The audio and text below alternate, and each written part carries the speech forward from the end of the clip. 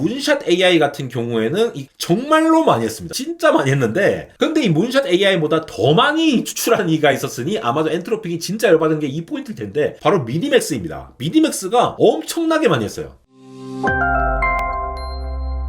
네, 여러분 반갑습니다. 에러입니다. 클로드, 그러니까 엔트로픽의 AI 모델을 중국 기업 3곳이 1600만 번이나 베꼈다라는 주장을 엔트로픽이 무려 공식적으로 블로그를 통해서 이야기를 했습니다. 중국 AI 기업들의 디스틸레이션 어택이라고 하죠. 증류 공격. 요걸 좀 살펴볼 건데 사실 개발자들한테는 이 클로드라는 모델 그리고 엔트로픽이라는 회사가 굉장히 핫한데 뭐 주식 투자를 하시는 분들이라든가 다른 이런 사람들한테는 엔트로픽 그냥 오픈 AI에서 나온 뭐 그냥 그런 사람들이 한 거 아닌가? 라는 인상이 있거든요. 저렇게 방금 이제 신경전 보이는 모습도 최근에 화제가 됐죠. 서로 손잡고 손들으라고 했는데 서로 손 안 잡고 저렇게 벌서듯이. 자, 이게 참 AI 모델을 만든다라는 것 자체가 뭔가 학습을 시킬 데이터가 있어야 된다라는 건데 어떻게 보면 이 오픈 AI와 엔트로픽도 구글의 트랜스포머 모델을 가져와고 썼으니까 물론 뭐 페이퍼에서 낸 거지만 뭐 따라한 거 아니냐 뭐 이렇게 볼 수도 있고 여러 가지 복합적인 면이 있거든요. 그리고 어떻게 보면은 중국은 결국 절대로 이 미국의 AI 기업들을 지금 현 수준으로 미중 갈등이 있는 상태로 자립해서 AI 모델을 굉장히 앞서게 만들기는 힘들다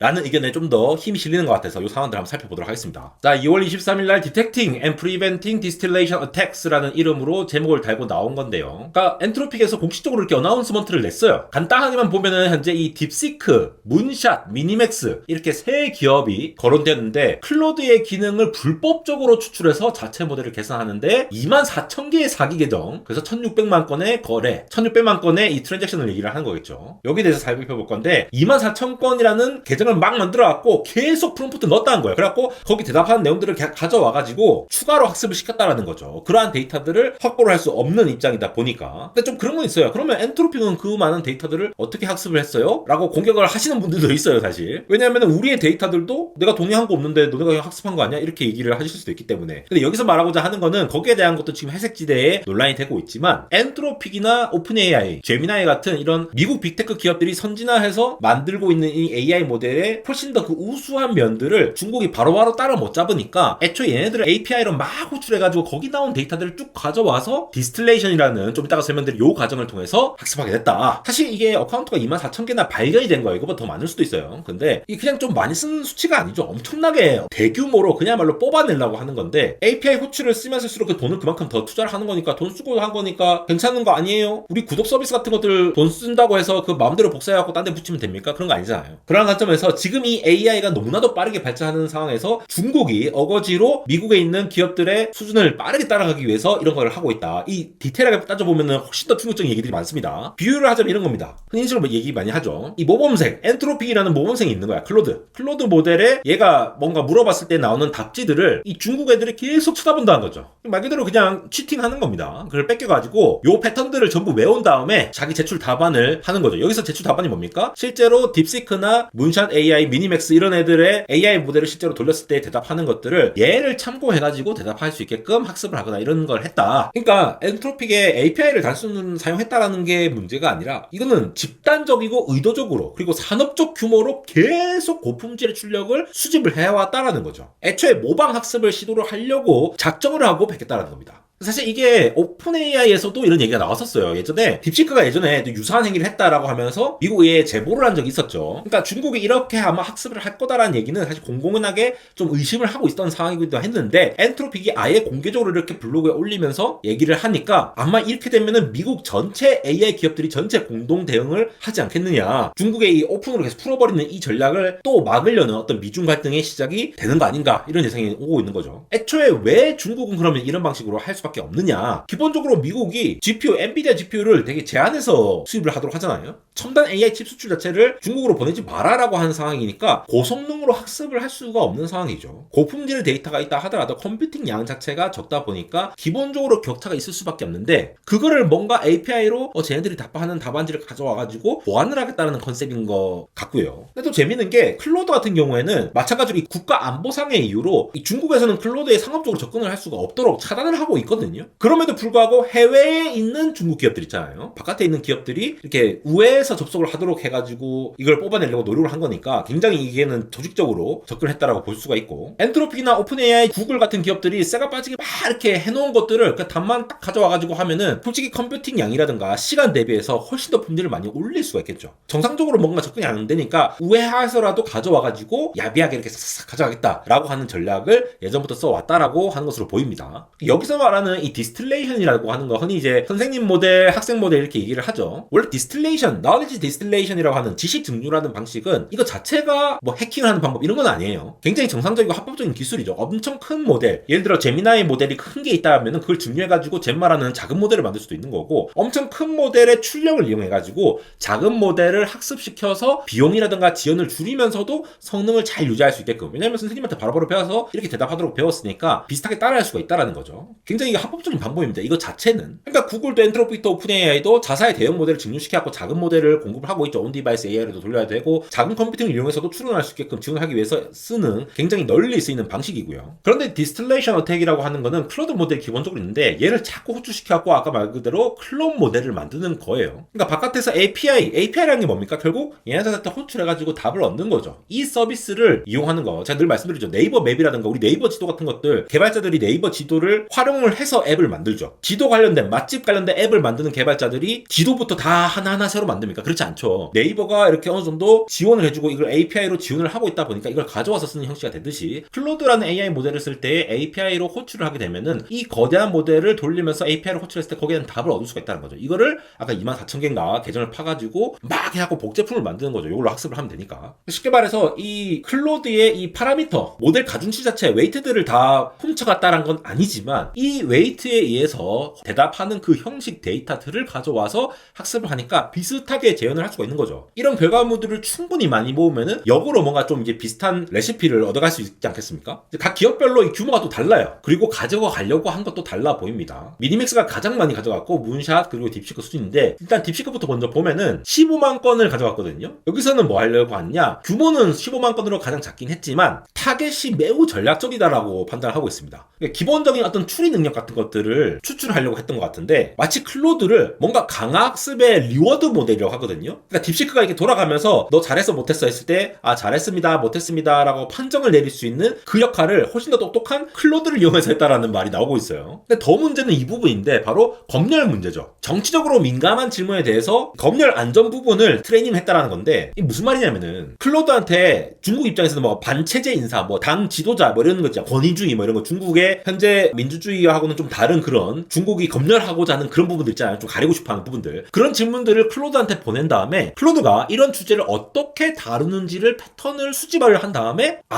그러면은 딥시크는 이렇게 자연스럽게 해피하도록 학습하면 되겠구나 라고 가져갔다는 얘기가 있습니다. 그러니까 미국 AI 모델을 이용해가지고 중국의 검열 시스템을 제대로 만들었다. 이래서 좀 이제 민감해지고 문제가 된다는 거죠. 또 재밌는 게 클로드한테 이미 완성되어 있는 어떤 그 대답에 대해서 이 내부 추론 과정을 상상해서 단계별적으로 적어봐라고 요청을 한 다음에 이게 응답에 대해서 어떻게 체인 오브 소트로 이게 단계별로 생각을 하는지를 얘기를 하는 거죠. 그러니까 클로드가 어떻게 생각을 스텝 바이 스텝으로 하는지를 안 다음에 딥시크에 이제 넣으려고 했던 게 아닌가라고 추정이 되고 있고, 엔트로피는 이런 요청 메타데이터들을 통해 가지고 이 딥시크 연구원으로 추정되는 그 어카운트들은 이 딥시크의 특정 연구원들까지 추적을 해냈다라고 얘기를 하고 있어요. 자, 다음에 문샷 AI 같은 경우에는 이 키미 K2 이런 모델이죠. 굉장히 최근에 돌풍을 일으켰던 모델인데 정말로 많이 했습니다. 진짜 많이 했는데 얘네는 또 중심적으로 봤던 게 에이전틱 추론이라든가 도구 사용하는 것들, 코딩이나 데이터 분석하는 것들, 또 컴퓨터 비전이라든가 컴퓨터 사용 에이전트 같은 이런 전반적인 것들을 다 가져오려고 했어요. 그래서 수백 개의 허위 계정을 다양한 접근 경로를 분산시켜가지고 좀 드러나지 않도록 디스퍼스드 네트워크, 그러니까 이것저것 뿌려갖고 했다라는 뜻이죠. 나중에는 좀 더 이 전략이 정교해져가지고 이 클로드의 리즈닝 트레이스들을 이렇게 쭉쭉 추출해가지고 다시 재구성하려는 시도까지 했다라고 전해집니다. 무섭죠? 근데 이 문샷 AI보다 더 많이 추출한 이가 있었으니 아마도 엔트로픽이 진짜 열받은 게 이 포인트일 텐데, 바로 미니맥스입니다. 미니맥스가 엄청나게 많이 했어요. 1300만이 넘는 걸 했는데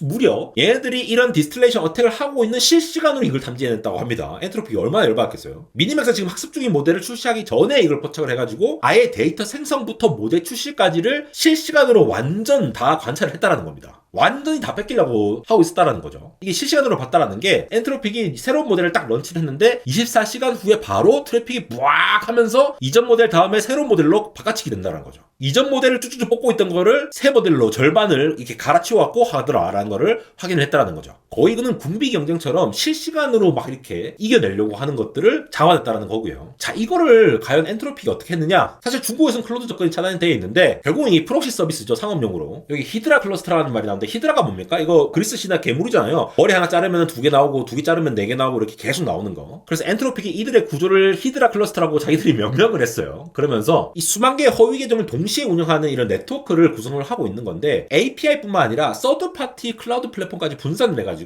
계정 하나가 차단되면은 바로 또 새 계정이 딱 나오고 무섭지 않습니까? 진짜 히드라죠. 단일 프록시 네트워크 하나가 2만 개 이상의 허위 계정을 동시에 운영을 한 사례도 있습니다. 그래서 이 증류 트래픽이라고 하는 거를 이 증류 트래픽 하면 이미 탐지해낼 수 있지 않을까라고 볼 수도 있지만 일반 고객의 정상 요청과 섞어가지고 계속 탐지를 피해왔는데 이게 뭐냐, 한 개를 막아도 하나를 대체를 해버리고 이렇게 하니까 전체 네트워크를 보지 않는 이상 이 탐지를 하기가 굉장히 어려웠다라는 거죠. 근데 이 엔트로픽이 했다는 방식이 바로 이 behavioral fingerprinting, 그러니까 행동 기반 핑거프린팅, 이제 그 지문 자국을 확인한다 약간 이런 느낌인데 API를 호출하는 이 통계적 패턴을 분석을 한 거야. 한 개를 보는 게 아니라 전체를 다 보는 거죠. 그래서 트래픽 양뿐만 아니라 질문 구성 자체에 어떤 통계적인 특이한 점이 없나 이런 것들을 좀 살펴보고 또 체인 오브 소트 추출 패턴을 또 빼내려고 하니까 전용으로 탐지를 하면서 예를 들어 뭐 사고 과정을 쭉쭉 적어봐 이런 얘기들 있잖아요. 이런 것들도 확인을 해보고 그 다음에 이게 여러 개 수백 수천 개 계정이 동기화돼가지고 행동 패턴을 보이고 있으니까 똑같은 결제 수단이라든가 타이밍이 똑같다든가 이런 것들 이상 같은 것도 감지를 해내면서 마지막으로는 메타데이터를 또 분석을 한 거죠. IP 주소 상관관계라든가 다른 AI 기업이나 클라우드 제공사로부터 교차도 확인하고 이러면서 작정을 하고 발표를 한 겁니다. 결국은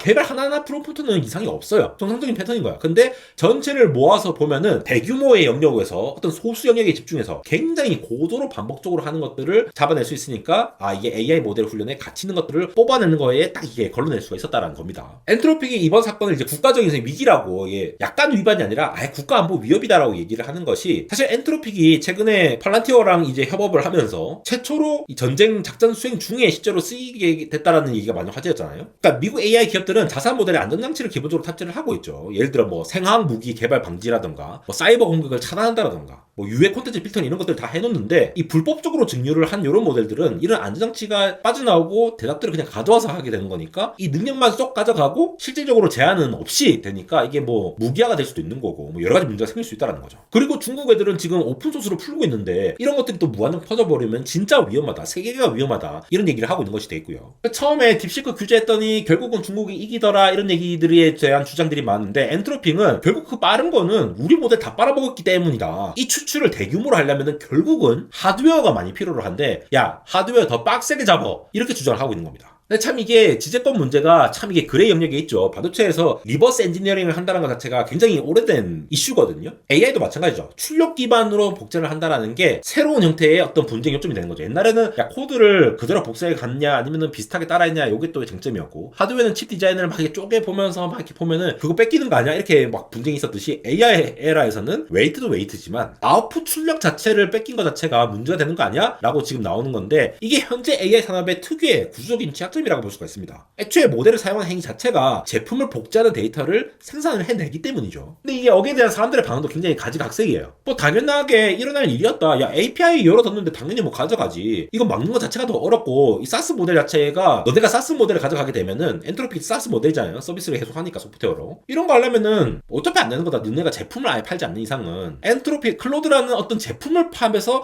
제품 쓰는 애들만 쓰게끔 한 게 아니라 이렇게 사스로 제공을 했기 때문에 어쩔 수가 없다는 얘기를 하는 거고, 반대로 엔트로피나 오픈AI한테 뭐라고 하시는 분들도 있어요. 야 너네들은 구글이 만든 거 썼잖아. 구글이 만든 트랜스포머 가져다 써서 훈련 데이터는 또 인터넷에 대규모로 긁고 와서 놓고 또 남이 자기 출력 가져가면 또 국가 안보 위협하면서 뭐라고 하냐라고 비판하신 분도 있어요. 일론 머스크도 얘기했어요. 엔트로픽이 엄청난 양의 트레이닝 데이터를 훔쳐갔다라고 얘기를 한 적도 있어가지고 이런 것들도 이전에 이슈가 되기도 했는데, 사실 오픈AI도 엔트로픽의 클로드 API 접근을 차단한 적이 있죠. 자기들끼리 견제하면서 국가 안보 프레이밍 한다는 것 자체가 좀 과장이다라고 얘기를 하는 부분도 있습니다. 근데 또 어떤 면에서는 거는 결국은 야 트랜스포머 너네 다 트랜스포머 쓰고 있고 학교에 나오는 내용들 특히 뭐 중국 저자도 엄청나게 많고 그렇게 나오는 모델들이 점점 이 컨버전스 수렴을 해 나갈 건데 이런 얘기도 있지만 사실 엔트로피의 주장은 어쨌든 너네가 빨아먹고 빨리 앞서 가잖아 라는 점이 마음에 안 들었겠죠. 근데 일부 전문가분들은 애초에 앞으로 AI가 다른 AI의 출력을 자동으로 수집 학습을 하는 시대가 올 거고 이렇게 되면은 진짜 AI랑 AI끼리 중류 전쟁을 할 수 있다. 그러니까 모든 모델이 서로의 출력을 먹고 자라는 생태계가 발생할 수도 있으니까 이런 문제도 생기지 않겠느냐라고 우려를 표현하기도 했습니다. 사실 이게 방어가 가능한가? 엔트로피 입장에서는 일단 디텍션을 할 수 있다는 거죠. 행동 기반으로 아까 말씀드렸던 그런 비헤이비어럴 핑거프린팅이라든가 활동 탐지라든가 체인 오브 소트를 추출하려고 하는 시도들이라든가 이런 거는 디텍팅을 할 수 있으니까 이 보안 차원에서 이런 쪽에 AI 관련 어택을 탐지하는 것들이 더 중요해질 거고요. 또 예방하는 측면에서는 워터마크를 혹은 시그니처를 이제 삽입하는 방식 같은 것들 얘기가 되고 있는데 의도적으로 노이즈를 주입을 하게 되면은 또 모델의 성능이 떨어진다는 말이 있으니까 이것도 쉽지가 않은 부분들이 있고 결국은 업계랑 협력을 해야 된다라는 얘기가 나오는데 이 업계 협력이 지금 필요하다면서 서로 이렇게 손을 안 잡는 모습도 참 이게 참 골 때리는 모습이 아닌가 이런 생각이 듭니다. 여기서 말하는 업계 협력은 기술 지표 같은 거 있잖아요. 뭐 다른 AI 기업들이라든가 클라우드 제공사 이런 기업들까지 서로 이렇게 공유를 하자. 미국 전체적으로 산업 전반적으로 대응을 해야 된다 이런 얘기를 하는 것이 되겠습니다. 결국 딥시크, 미니맥스, 문샷 AI 이 세 개 중국 기업이 24,000개의 페이크 어카운트를 만들었다는 것도 굉장히 놀랍고 1,600만 건의 대화를 통해 가지고 뭔가 추출을 해냈다는 것 자체가 클로드의 능력을 확실히 베끼려고 한 건 맞거든요. 이게 클로드만 베꼈을까 싶기도 하고 이게 단순 학습시켰다를 넘어서 검열 시스템을 구축을 한다라거나 아예 클로드를 보상 모델로 쓴다라거나 추론 과정까지 이렇게 논리를 막 이렇게 추출해내려는 과정 이런 것들이 있어가지고 이 아웃풋에 대한 지재권은 어떻게 될 것인가 여기에 대한 논의도 굉장히 많을 것 같은데 기술적으로는 충분히 가능한 시나리오인데 산업적으로 굉장히 예민한 문제이기 때문에 앞으로 이 지정학적으로도 미중 갈등이 계속 있는 상황에서 어떻게 전개될지 계속 팔로우 하도록 하겠습니다. 안되고 인스타그램 언열택.에러에서도 많은 소식 전해드리고 있으니까 팔로우 해주시고 많은 관심 부탁드립니다. 지금까지 에러였습니다.